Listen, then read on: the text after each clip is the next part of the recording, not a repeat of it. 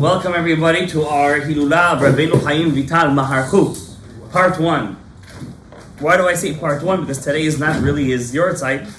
Tomorrow night is his yortzeit, so we're going to have part 2 tomorrow. I want to say thank you to all the sponsors, to our good friend Yosef from Florida.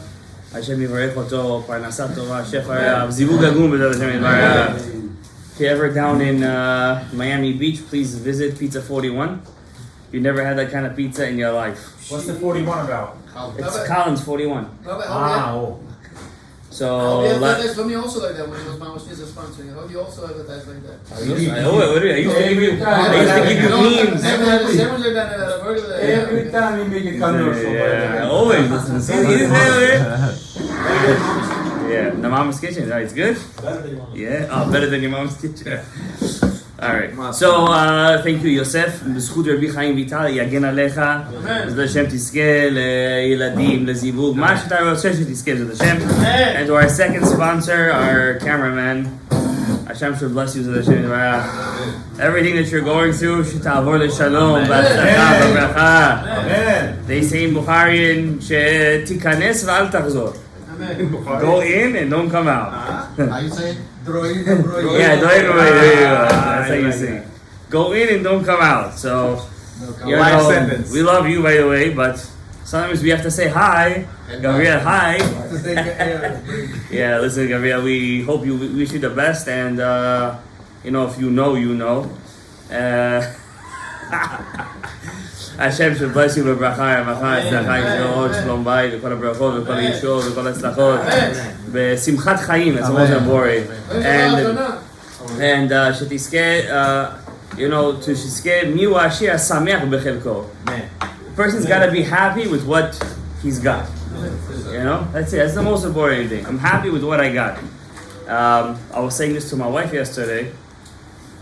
I said to her, as a person who especially loves Jewish history, so I have books of Jews from Italy, Jews from Spain, Jews from Portugal. Portugal used to have a very vibrant Jewish community. The Jews from Italy, Naples, Italy, Jews from Rome, Jews from Argentina is relatively new. It's relatively new. Jews from Saudi Arabia. That's an old one. Yeah, sure. So, and you have the shuls that they built. It's a book, picture book. The shuls, like mamash. A lot of them are museums today. The Jews of Europe, Poland, and Ukraine, and White Russia, Belarus, Krakow, and especially Krakow was Ir ve'em b'Yisrael. Berlin, they used to say Berlin is the new Yerushalayim. And what's left of all these places? Nothing. But you know what's left? The Chachamim who taught Torah to people, their students, and their students, and their students, and their students, and their students, and their students. Ad sof kol hadorot. If you want to describe the Torah, it's all a masoret. It's all a tradition. It doesn't do it justice because they turn tradition into something secular today. But the word tradition really means to be passed down from generation to generation to generation without a disturbance in the connection. And that's the reason why we read Pirkei Avot dafka in Sfrat HaOmer. Because to get the Torah, dafka has to be through a masoret. It has to be through a Rebbe that gives to a Talmud, that gives to another Talmud, that gives to another Talmud. Is that why you start something like that? Exactly, and I'm telling you even a bigger secret. Moshe kibel Torah Sinai. He got it from Sinai, and he gave it to Yehoshua to the Skenim. What is the word that the Pirkei Avot uses that he said he gave it over to them? It says Mesara, right? What's the first two letters of Mesara? Samech Mem. Samech Mem. That means what breaks the Samech Mem? That from Rebbe to student. Now the Samech Mem is spelled the opposite Samech than a Mem.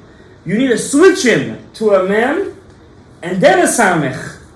And then it turns into the Moshe Kibel Torah Sinai, and he gave it to Yehoshua, and Yehoshua to the Skenim. That tradition that I said, I got the Torah from my Rebbe. And he got it from his Rebbe, and he got it from his Rebbe. And I saw what my Rebbe did. That's why they say, Gadol Shimusha Yoter Melimuda.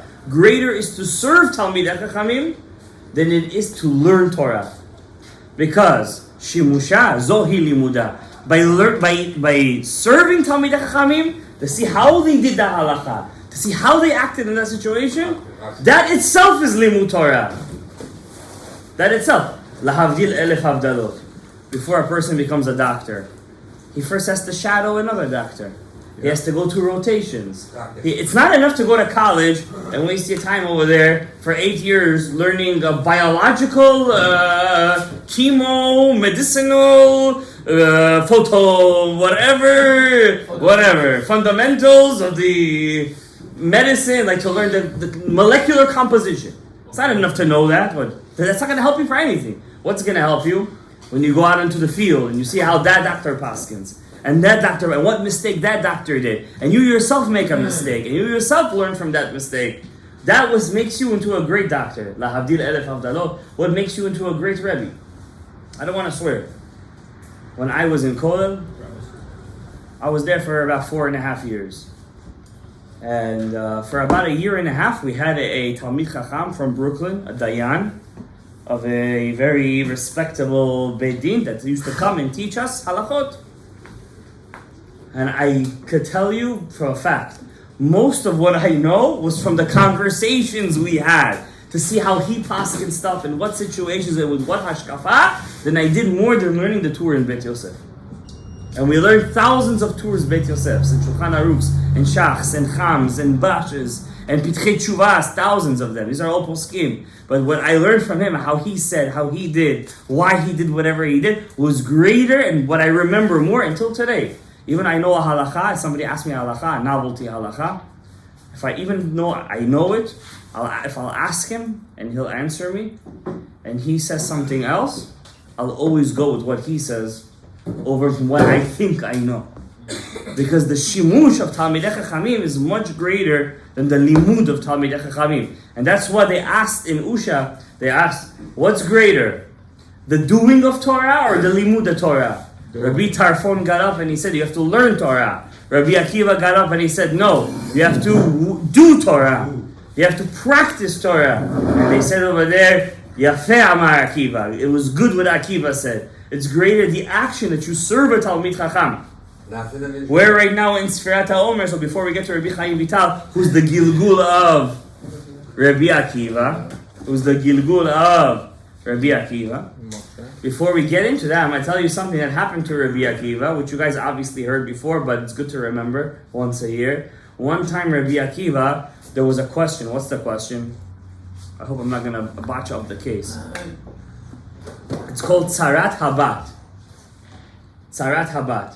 Tzarat Habat is a case of Yibum, levirate marriage, in where the second wife, right? Let's say your brother married your daughter. Your brother married your daughter. He can marry his niece from the Torah. It's mutar.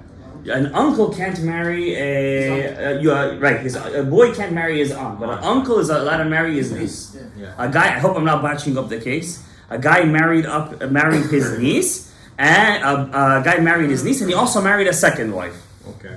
And the guy died without kids.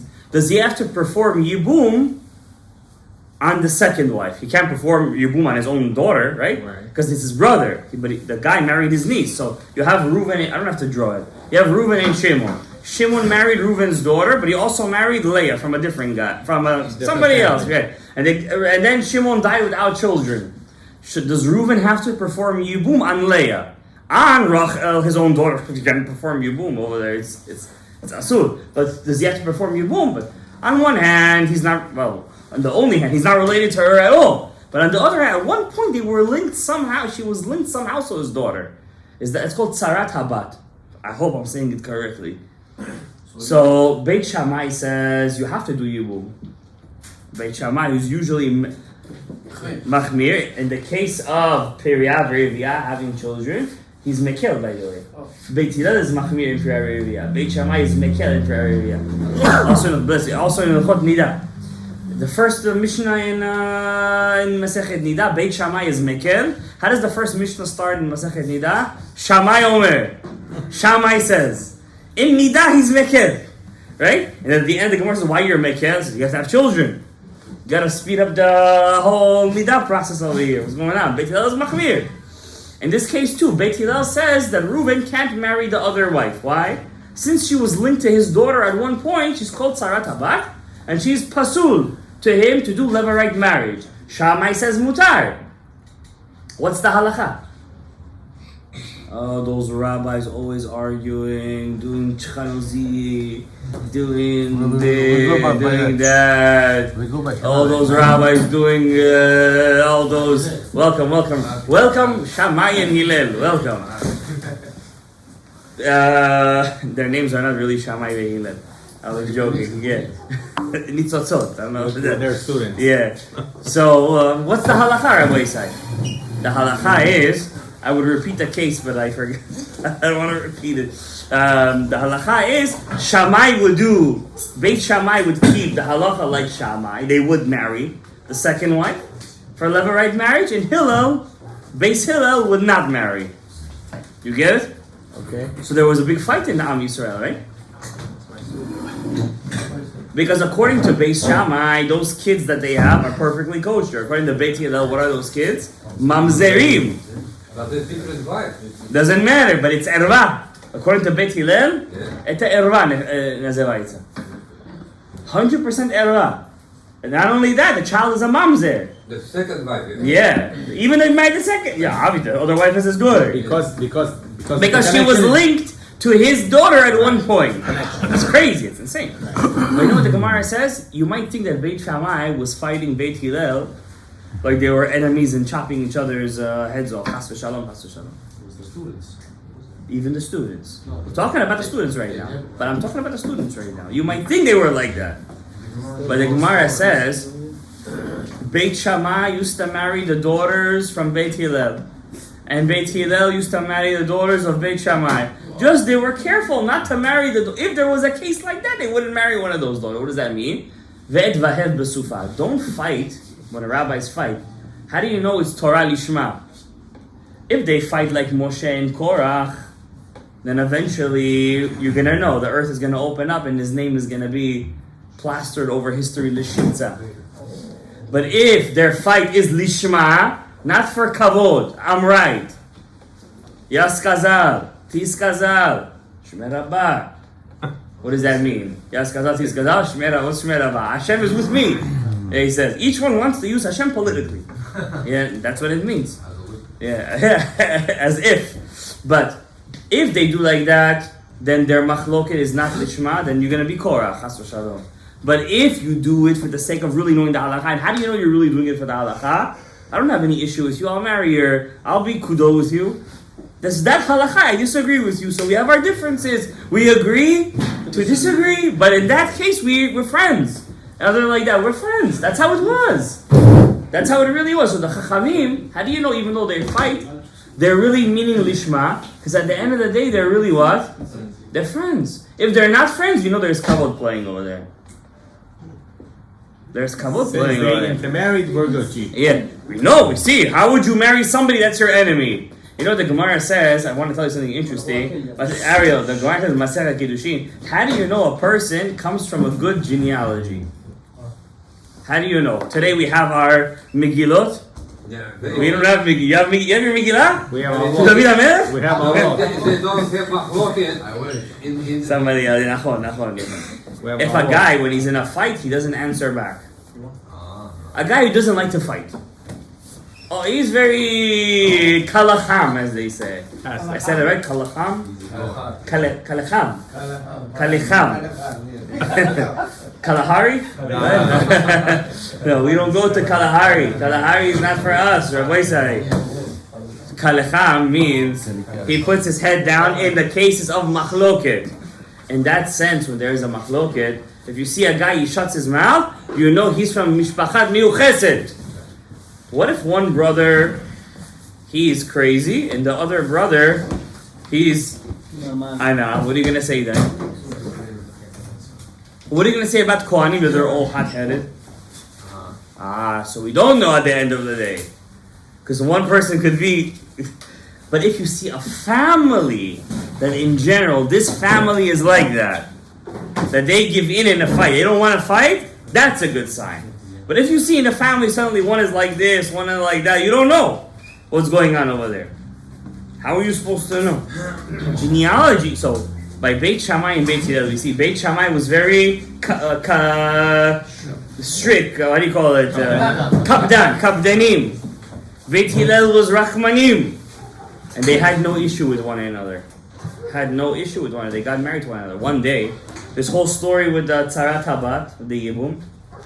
So the rabbis got up and they said, Rabbi Yoshua said to Rabbi Elazar ben Azariah, and he said to Rabbi Akiva, who made Beit Shammai say that they have a what to rely on? There was a old rabbi called Ben Harkinas. Ben Harkinas.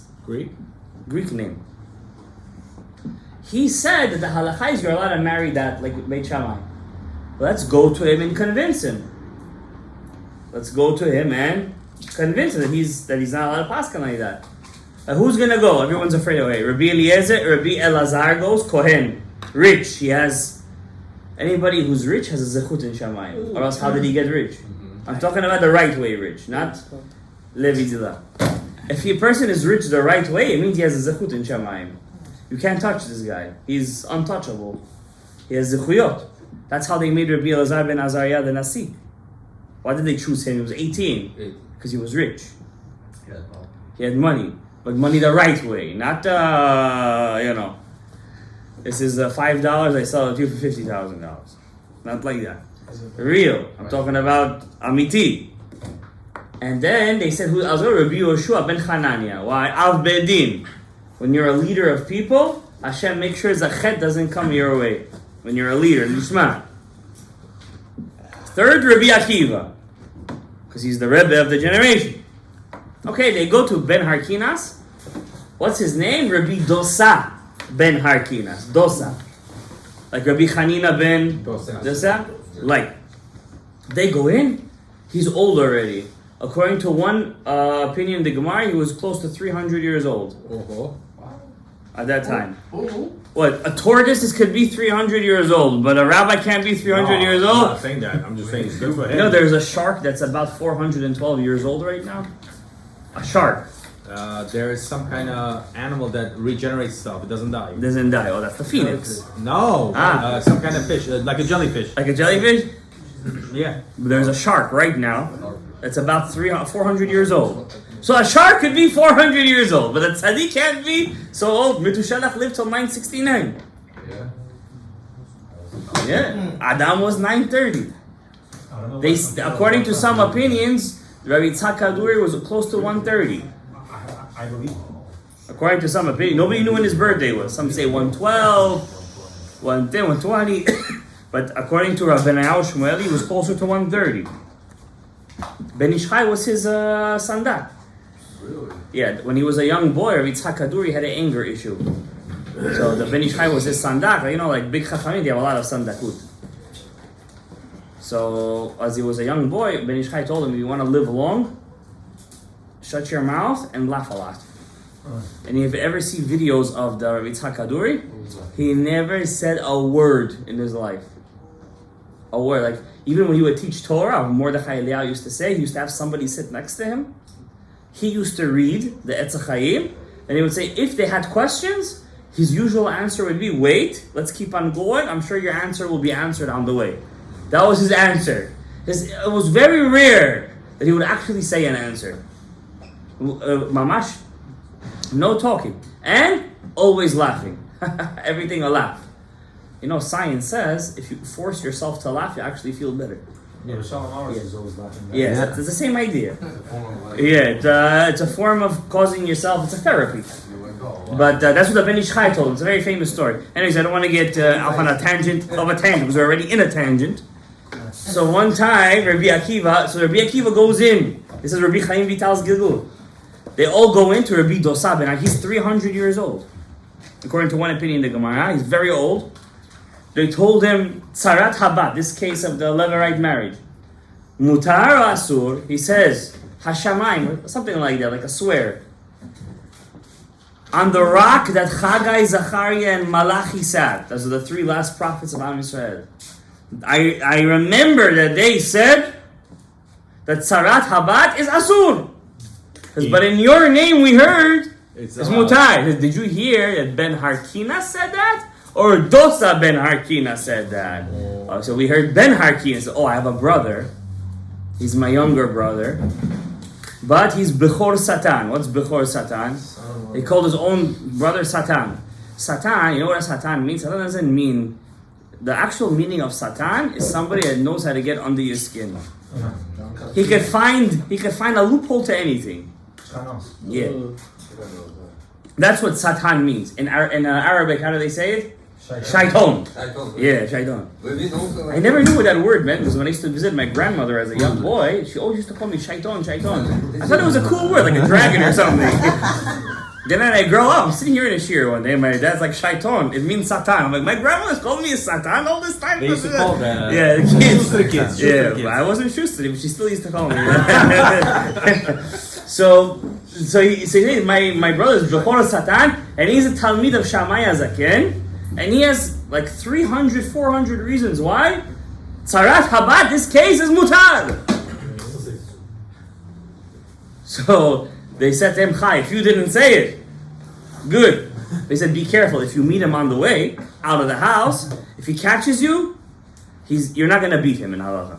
Even though I know from Chagai, Zachariah, and Malachi that the halacha is like Beit Hillel, he will be able to make you so crazy in halacha, he'll prove you. He's a debater, Karoche. He knows how to debate and find proofs, basically. Like Rabbi Meir Balanes. 39, what was the number? Memtet.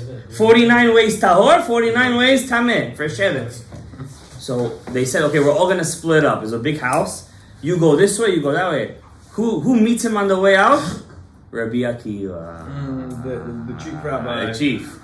The one with 24,000 students. He says, what are you here for? He says, we're discussing with your brother about this case.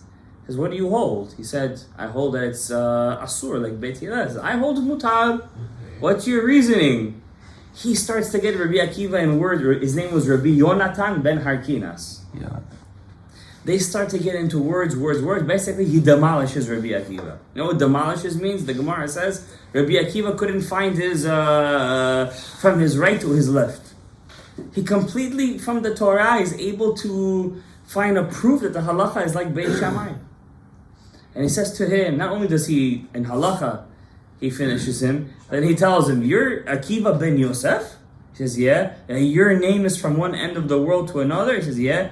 He said, you're not even worthy to be a shepherd of sheep. I wouldn't trust you with my sheep, he tells him. He says, what kind of, you teach Torah? He says, you go back to be the shepherd, get out of here. He tells him, Rabbi Akiva tells him, you're right. Not only can't I be a shepherd of sheep, I can't even be a shepherd of cattle. With anava, he tells him. And the story ends like that.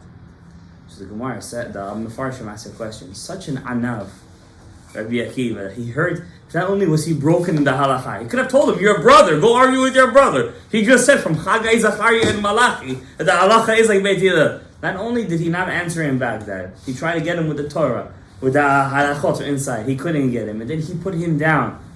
How did he have 24,000 students that couldn't how you say Shalom. couldn't have peace with one another? Look at such a person. If a rabbi today, somebody tells him, imagine going to the rabbi over here, you're going to be a shepherd of cattle. The next day the earth is going to open you up and you're going to be swallowed up like Korah. You understand? Kavod! Because any rabbi, not the Gemara says if you see a Talmid Chacham that doesn't handle his kavod of the Torah, don't be his Talmid. If he doesn't know how to handle his kavod of the Torah, don't be his Talmid. But if you see a Talmid Chacham that he handles the kavod of the Torah, if you put him down, he's able to fight back, strap him upon you like a snake. Whatever that means. He's a keeper. You understand? You have to help. So the question is, first of all, that aside. But Rabbi Akiva, how come the Rebbe is such a nice Rebbe? How come he's not able to give that over to his students? What say you, Gabriel? Throw us a chiddush. Yeah, we're in here on Shabbat. You want? Huh? He said, yeah. No, and they weren't. They missed that class. They missed that class. The Gemara says a story. I hope I'm saying this right. Don't quote me. He had a student called Yehuda ben Nehemiah. Anybody heard this story? You never heard this story in your life. You never heard this story. If you did, let me know right now. I'm gonna take my kippah. No. They had a student called Yehuda ben Nehemiah. They're all sitting down learning Torah, and Rabbi Tarfon says a halacha. So this student of Rabbi Akiva, Yehuda ben Nehemiah, gets up and basically, how you say, tokea le Rabbi Tarfon. Gives Rabbi Tarfon one nice answer back. Rabbi Tarfon, how you say, you know when somebody gives you that rebuttal and you can't answer back, you become like, you're mute. Chas v'shalom. And this Yehuda ben Nehemiah, tzahavu panav. His face started to shine. Not exactly shine, but you could see he had that smug. Yeah, and he's a young student of Rabbi Akiva was younger than Rabbi Tarfon. Rabbi Tarfon served in the Beis Hamikdash. You know, he was a Kohen, very rich guy, by the way. And Rabbi Akiva looks at Yehuda ben Nehemiah and he tells him, you're happy. Hishafta et pnei hazaken. You were able to answer back to the zaken. That day he died. Because of his Because he mocked Rabbi Tarfon. You can't see, or He killed him. He answered him nice. Basically, he told him, how you say he put him on the spot. Yeah. Okay, he said it, but then tzahavu panav. How you say tzahavu panav? Give me a nice Bukharian word for it. I know there's a nice word for it. Come on, there's a nice word for it. It has to be. His face lit up, like he felt good. Like you see, it was like he like Bodegi. Like he felt. You know, he had that. You know, he didn't say anything there, but you see, like you know what I'm talking about, right? Like I got the Rosh Hashiva. You know what I'm saying? You know what I'm talking about, right? No more Where is he? He ran away? No more jokes with the rabbi. Yeah. He got that. Rabbi Akiva told him. He's there. Yeah. No, I'm just saying, you know what I'm talking about. Listen, I've been at a yeshiva for years. You guys know. He said, he shot pnei hazaken. Lo ishlimu yamav. He didn't finish his days. So he was one of those 24,000 students. one of that. Yeah, he was one of the 24,000. This guy who he felt. So what do we see from here? What was the fight between the 24,000 students? They felt good when they were able to defeat each other in Torah. It was not lishma. Not like that. It was lishma, but it was not atakash lishma. You know what I mean? There was some. It was a good feeling out of it. You know what I mean? I feel good when you're wrong. Ego. Yeah, it's because of an ego. It's because of the ego feeds it. You know. Yeah. But when I you see this a lot with charutas, by the way. They learn. So I suddenly he like, I got him. Like, you know, shut your mouth. Like, you didn't know the Gemara correctly. Guilty. You know. But is it ego or is it love for Torah? No, it's an ego. It's an ego. Love the Torah. My question is, how come they had that I feel good that I got you. I feel good that I got you. How come? It's not lishma. Says the Ariya Kadosh. The Ariya Kadosh says, Rabbi Akiva is the neshama of Cain. The neshama of Cain. Remember what Cain did to Hevel? Killed him. Why? They were both doing the korban. His was accepted. His wasn't. Because his wasn't accepted, and Hevel felt that he was, how you say, above Cain. I'm higher than you. I'm the younger brother, but I'm higher than you. So Cain said, oh, you're higher than me? Kill you. Now it's the opposite. Cain killed him because he felt higher, because he thought that he felt higher than him. What's Cain's tikkun? When I learn Torah with you, Ein Torah ela korban. learning Torah with one another, like we're bringing korbanot. Talmidei Rabbi Akiva are the nitzotzot of Cain. They're the nitzotzot of Cain. They're the nitzotzot. Yes, of course. When you learn under somebody, if he's your Rebbe, you're his nitzotz. You should know that. That's obvious. That's not a hidush. When they're learning Torah with somebody, when you embarrass somebody by learning Torah, what are you doing to him? You're killing him. So what's the point of your korban? There's no point to your existence. So Hashem took them all out. That's an interesting hidush. You like that one? Yeah. It's good? It's new. It's new. When a person learns Torah, it has to be lishma, and it takes a long time to figure that out. You couldn't teach him to learn. You know? Huh? You couldn't teach him. He couldn't because he himself had that problem. That's why the Gemara brings the story between him and Rabbi Yonatan. To teach you that Rabbi Akiva was the only one who mastered it. But it took him time. It took him time. But something that you have wrong within you, it's hard for you to give that over. If I have a bad midah, I can't give you now chinuch, how to fix that midah. I'm krum myself. How am I going to teach you to be a good person if I myself has that issue in that thing? How am I going to give? But the Gemara testified that he did finish at the end. Why? When he learned with Rabbi Yonatan, and Rabbi Yonatan got him, he was able to, he didn't embarrass him back. That was the testimony for Rabbi Akiva. That's why I had to say. But his students didn't have that testimony. They felt good when their friend messed up in Torah. It's a Meforash. I think it's a Sifra or a Sifri, don't quote me. It's a well-known Tosefta or something. Rabbi Akiva had 24,000 students. Now, the thing is that we're here in the Hillula, or the part 1 of the Hillula, Rabbi Haim Vital. The whole tikkun of this world is Cain. Why? Says Rabbeinu Ha'ari that imagine you have a human being. What's his name? What's the first man's name? Adam. We believe, we know that man was created by a higher purpose. The Goyim believe that there was a virus. I'm serious. There was a virus. Bang, bang. You know what? I'll give you an even bigger theory, and it's a real theory. There was an alien race Yes. that created humanity. Billy Carson? I'm not sure who said it, but I know it's a recurring theory, and it's actually gaining popularity today. Because somebody has to press the button. Somebody has to make the big bang. Even they admit it's not just gonna bang by itself. If you have 2 fasulia, 2 beans, and something has to make them, because the world is so vast, what's gonna say something eons? You're like, come on. So they say, I'm serious, there's an alien race from a different galaxy that, I'm serious, that made the bang. Yeah, I'm serious, I'm 100% serious. I didn't get there yet. They're up to the end. You know, the secular world has a fascination with apes. Fascination with apes.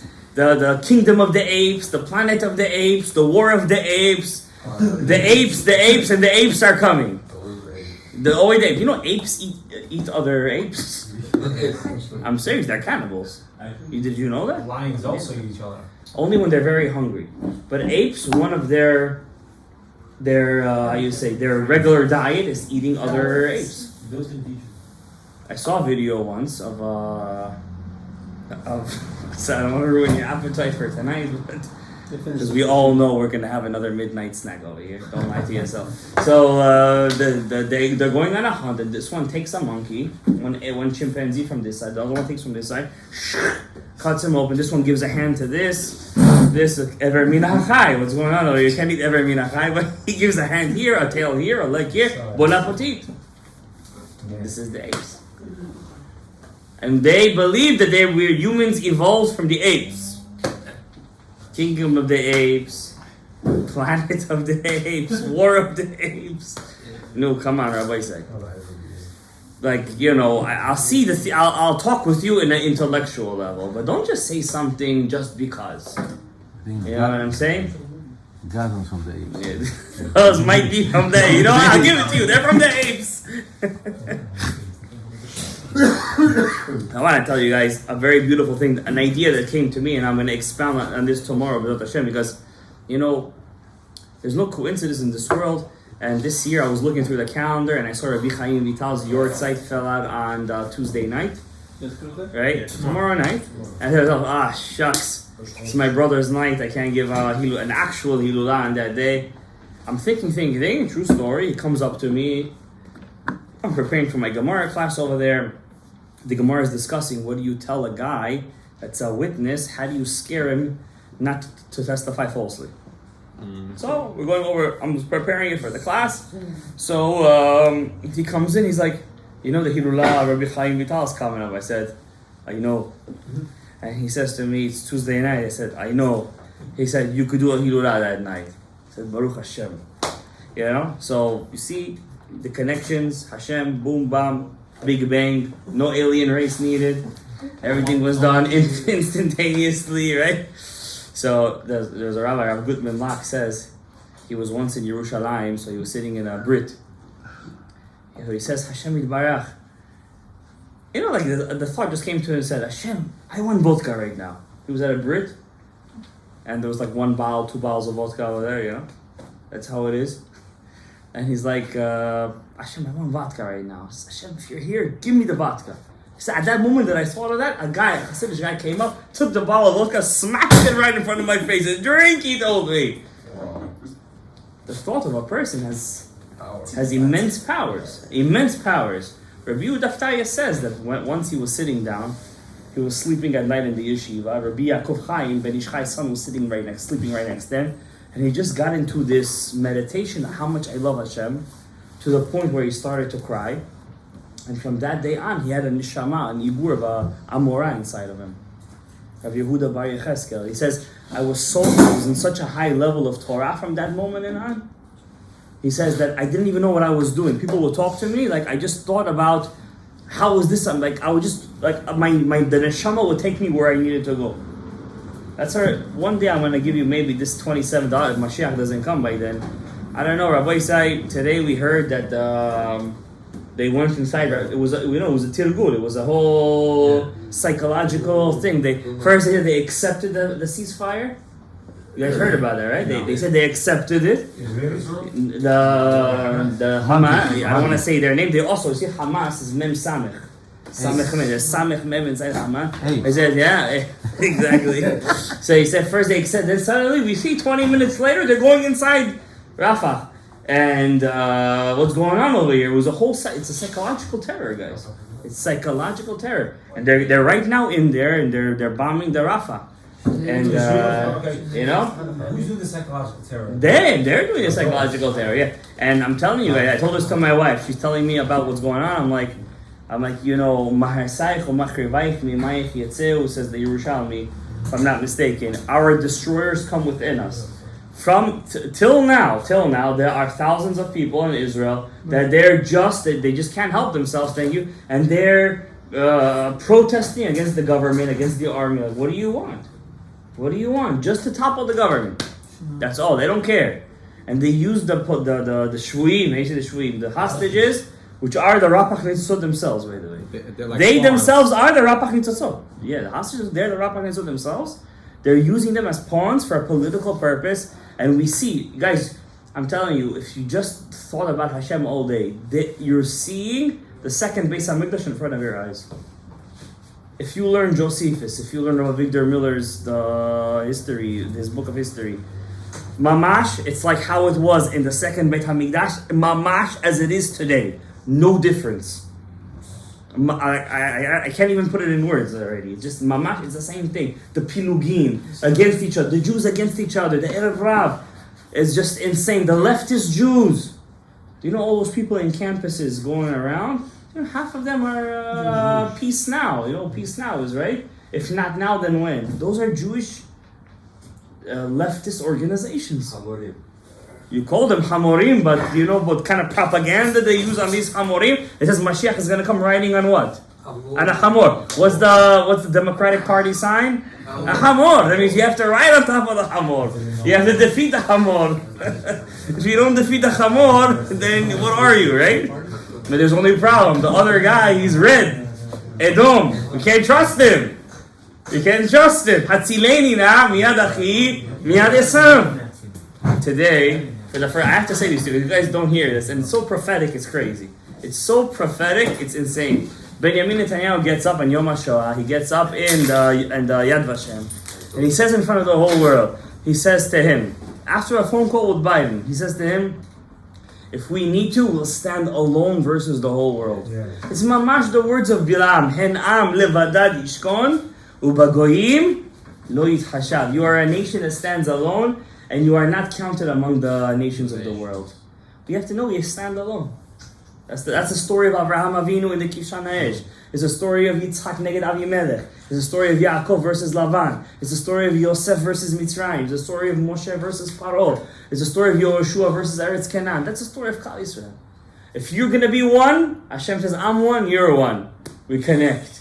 But if you're not going to be one, if you want to be like them, then handle them yourself. That's the story of it, and we're gonna hopefully see very special things. I hope so. Listen, I hope so. We gotta take out the Rapach Nitzotzot.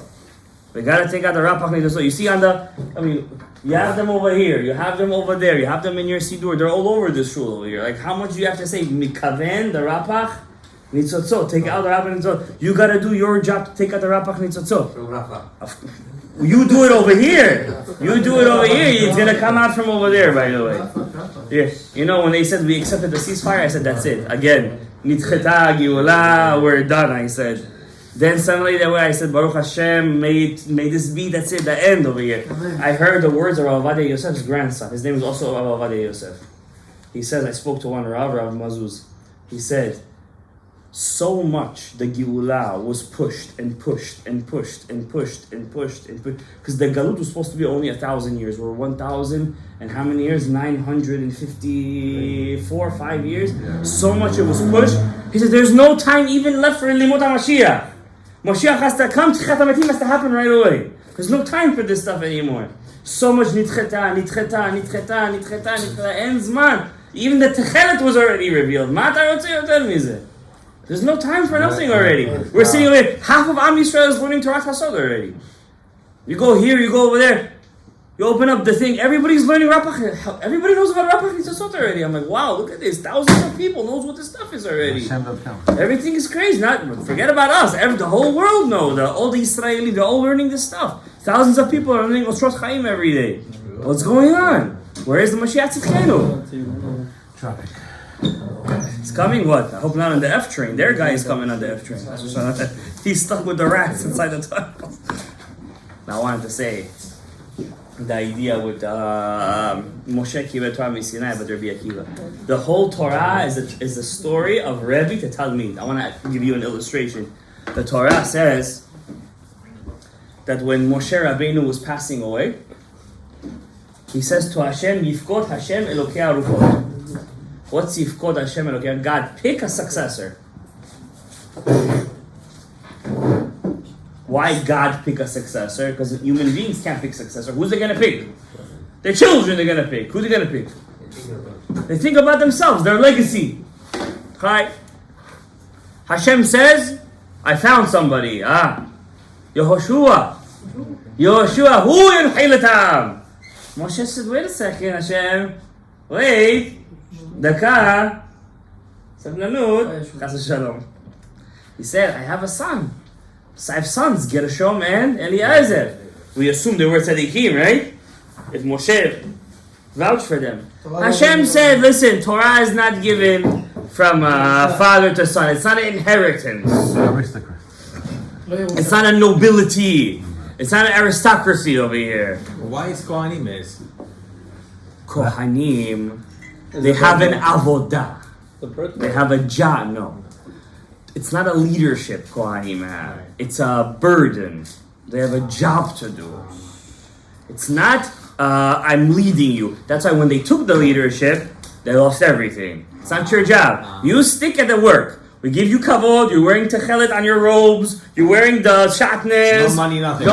You getting property. Gifts. Yeah, no gifts. property, nothing. You know? Yeah, they wear shatnez. Kohanim are allowed to wear shatnez. But in the Avnet, I believe. Don't quote me, okay? You're making me remember things from back in the day over here. Talit also. Huh?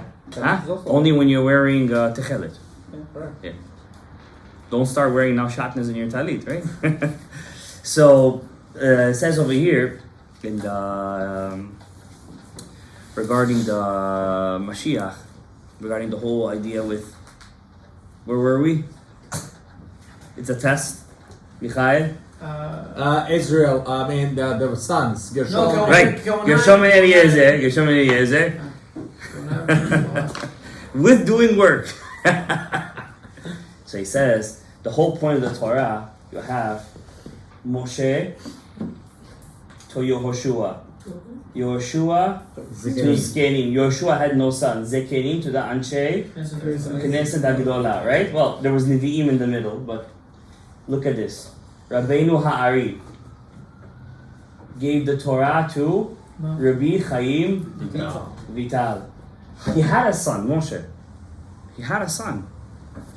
His son died when he was a young boy. He's buried right next to him. You see the Ari's kever, right? There's like a small kever on top. That's his son. So I once heard somebody say, he said, how come Hashem made it that Ari's son would pass away? Dafka, because that he should give the Torah only to Rabbi Chaim Vital. Oh wow. There shouldn't be any negia that I have to give it to my son. My son has to be my successor. My son has to take over me. It's not the son, it's the Talmid. Rabbi Arino Hari says in Shar Gilgulim, after a person passes away, in Shamayim, you don't always meet your family members. You know, they say when you die, you meet your family members. First of all, don't get too excited from those stories. I'll tell you why. Every religion has a story, somebody died and came back to life and saw somebody, okay?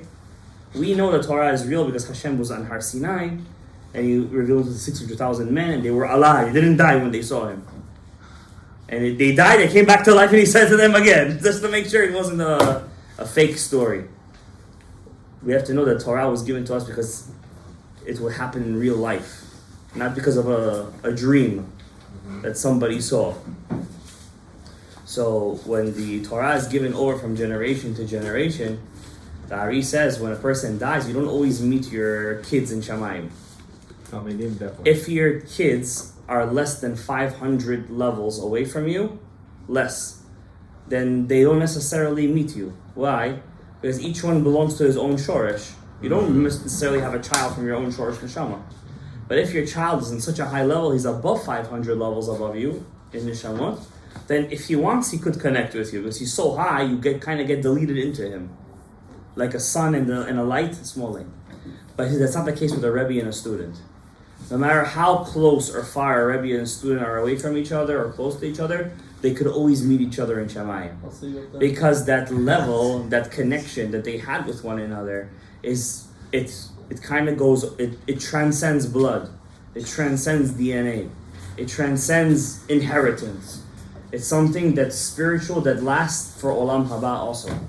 So when you're sitting over here and you're learning Torah, you have to understand the connection that you have when the letters come out of the Rebbe's mouth and you accept it in your ears, and it transcends all levels of. That's why when a person, there's a halakha, you have to respect your Rebbe more than you respect your father. Oh, I don't believe in that. It's only because you didn't have a real Rebbe yet.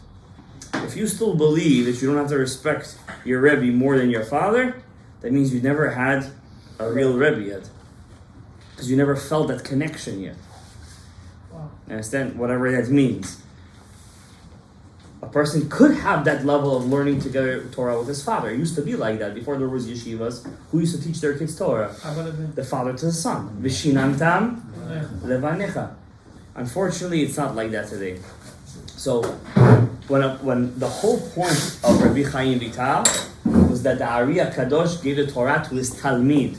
And who was Rabbi Chaim Vital's Talmid? He didn't have a Talmid that his son didn't really continue his legacy. What did HaKadosh Baruch Hu did? He broke the Ari's neshama into other levels. From the Ari came out the Rashash, came out the Baal Shem Tov, and they started their own lines. From the Rashash came out the Torat Chacham of Chaim de la Rosa, and then came out the other Roshei Yeshivat Bet El. And from then on they have their own Talmidim until today. What do we keep from Torat HaAri? Shara Kavanot, the Sefer of the Kavanot of the Ari HaKadosh, that's the Avodah. Who taught that? The Ari didn't teach that. The Ari taught Etz Haim. The Rashash, who was a reincarnation of the Ari, took that and gave it over to his student. And he gave it over to his student, to his student, his student, his student, his student, till today. What's left 300 years later? The Sefer HaKavanot, people sitting over there doing Sfat Omer for 15, 20, 30, 40 minutes. Also the Baal Shem Tov, look what his Torah came out to be. Baal Shem Tov, the Komarna Rebbe, I talked about it before, said that the Baal Shem Tov was the Shoresh Neshama of Rabbi Haim Vital. Is there a new Neshama? Huh? That's not what the Komarna Rebbe said. Komarna Rebbe in his Megillat Starim says he was Mishoresh Nishmat Rabbi Haim Vital. And he gave over his Torah to 60 students. From those 60 students, the Maggid Mezrich had his own students, and he gave over to his students, to Chabad, to Breslov, to everybody. Okay, why? What did anybody here remember? Whoever learns Pirkei Avot will end with this. Which one of the Zugot said to which one of the Pirkei Avot he said always disseminate Torah. Which one said that? Pirkei Avot. Always have more Talmidim. Don't keep your Torah to yourself. There's two. If you give me two answers, it's correct. No, it's the first. You can cheat. You can cheat if you want. You can cheat if you want. We'll let you cheat. It's open book test. I always give. No, Shammai didn't say that. No, the first one. You're out. That's it. You're done. You're done. You said Shammai. Ben Azai. Huh? No, Ben Azai is in the second paragraph already. It's in the beginning. Huh? V'ha'amidu talmidim harbe. Who said that? It's in the beginning. Look on the top. Look on the top. Look on the top. On the top. Anshe Knesset Agdola themselves say that. The 120, not one man is enough to say that. 120 men. I gave you guys a trick question, I'll be honest. I said Zugot. It says Zugot, let's look it down already. So you have to know the Pirkei Avot.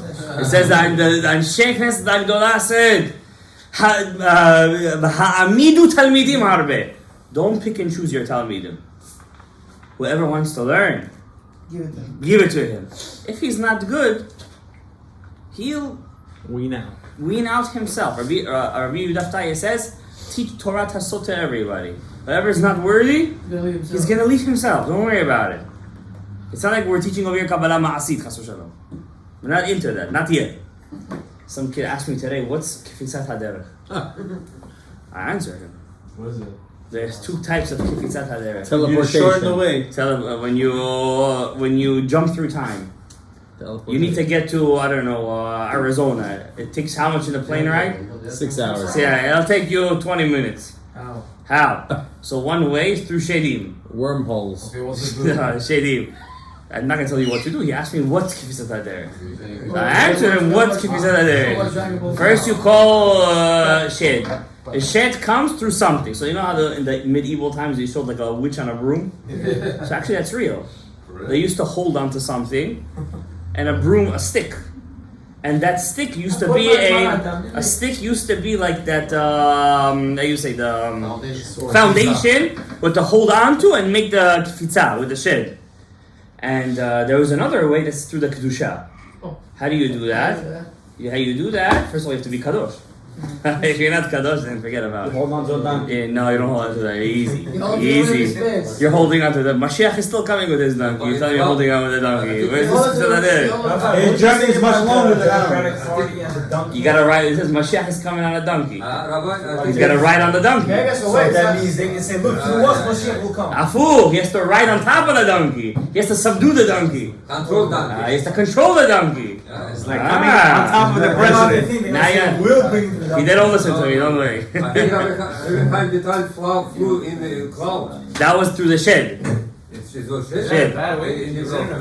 You're allowed to do that, by the way. Yeah. The other way is through the Kiddusha. It's very hard. You have to be very kadosh to do that. It's like the Rabbi Eliezer, the thing of Avraham Avinu. How do you do it? You do the whatever you need to do. You do a hashba'ah and a malach, a swear and a malach, and then you suddenly start to see as if your legs are stretching. What? You feel like you're becoming bigger and bigger. You're and bigger bending and bigger. time. Right, and then like one step is like 10,000 steps, and before you know it, you're at your destination. Must be some good shrooms. How do you know what I'm allowed to swear? when the shrooms were they were still there. Huh? BDU, exactly. So you become so big depending where you need to go, and suddenly you feel like you're already in that, but you don't do it through something. It's you yourself. Across cities. You yourself. So 5 minutes Israel Express, Israel to New York. Yes, I don't know. Concord. I don't know how deep the ocean is. You're telling me, he's jumping across the Atlantic Ocean? No, I don't know. You got to be really big for that one. Told Rabbi Isai, tomorrow, B'ezrat Hashem Yitbarach, we're going to discuss more about Rabbi Haim Vital. Same time, 8:30 Arvit. Yeah, and tomorrow, whoever wants to sponsor the Hillula, not just sushi, the zchut of the actual Hillula Rabbi Haim Vital, Tagen Aleichem. And we're gonna talk about a special story of his, how he gave to Chochav, to the whole Damascus, if we're gonna get to it. And Hashem should bless all of you. Zchut Rabbi Chaim Vital Yagen Aleichem, V'al Zareinu, V'al Zera Zareinu, V'zochet Torah Rabbi Chaim, V'zochet Hageulah Shelema Kvar, Ba'achishena V'lo Ba'ita. May Hashem He have a lot of mercy on all the Am Yisrael in Chutz La'aretz, especially in this city. May Hashem in Aretz they have HaKadosh Baruch Hu watching over them. We need over here special zichuyot. You know, and Hashem should bless Hashem should watch everybody in this community, in the whole Queens, Brooklyn, everybody over here. This is the biggest. This is the city with the biggest population of Jews. Yeah. May Hashem bless us that we should be watched over. It should be no nega, machalat, mikrim ra'ib. May the prophecy of Isaiah come true, Yeshaya, that the goyim will take us with their hands and put us on their shoulders, hold our chimadans. And say, come, we're going to take you up over. This is Navi Yeshaya. May the Navi Yeshaya come true. Maybe we should see the Geulah Barachamim, Barachai, Barachat, Zayshov, Vidorov, Zivugim Agunim, so that כל היישוב, כל הדברים שלנו, right?